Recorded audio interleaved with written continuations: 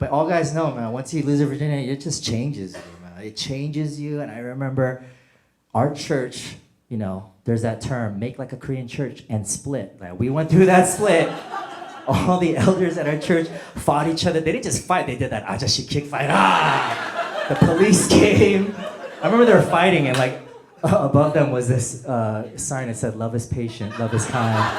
And I literally was like, what happened to our church? So I took a break from church for the first time and I met up with some friends and we all went raving, right? And most people, you know, when you go partying, you take a drink first, you take a smoke, you know, you like ease your way. I went straight from nothing, like I never did anything to ecstasy. I was like, what is this? This is crazy. Like Bugs Bunny on the moon. I was like, ah. I remember we were at this big ass rave, some of you guys know, EDC, and this was when I was at the Coliseum, and we're all there with a group of friends, and we're rolling on E, and this high school kid comes up to us, and he's doing his thing. We're like, oh, you're dope, man, you're good. Everybody's like, beautiful, whatever. And all of a sudden he goes, PK? And I go, oh! And everybody's like, who is this? And he goes, PK used to be my Bible study teacher. I'm like, oh my God. Bad trip, bad trip, bad trip. Why? Why? There's 100,000 people here. How are you in front of me right now? It's like, you always said everything happens for a reason. It's like, oh my God. Bad trip, man.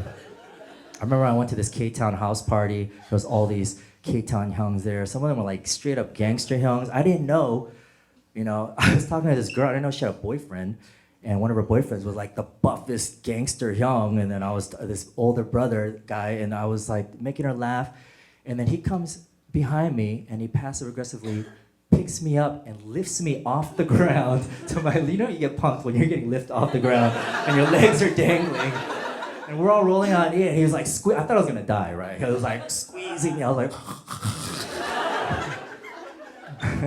but we were rolling, so when he put me down, I was like, damn, that felt good, bro. That felt, ooh. I need a light show, I need a light show.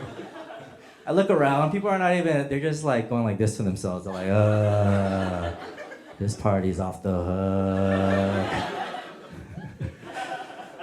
So I started going partying in K-Town with my friends, and some of you guys know, it was this club called Le Privé that was the gathering for everybody, and we would go there every weekend, and then before that, there was one called Velfore, and everything doesn't happen for a reason, because that's where I met my wife. I met my wife at a Korean nightclub, all right? That's the romance love story.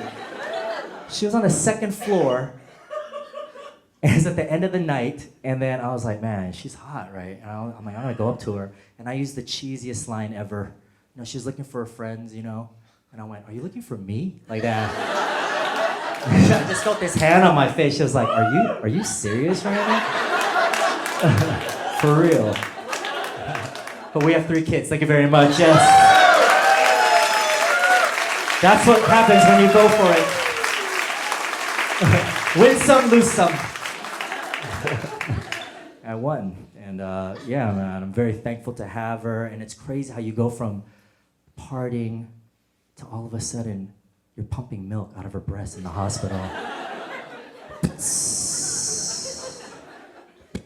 I'm like, babe, when did this happen? It used to be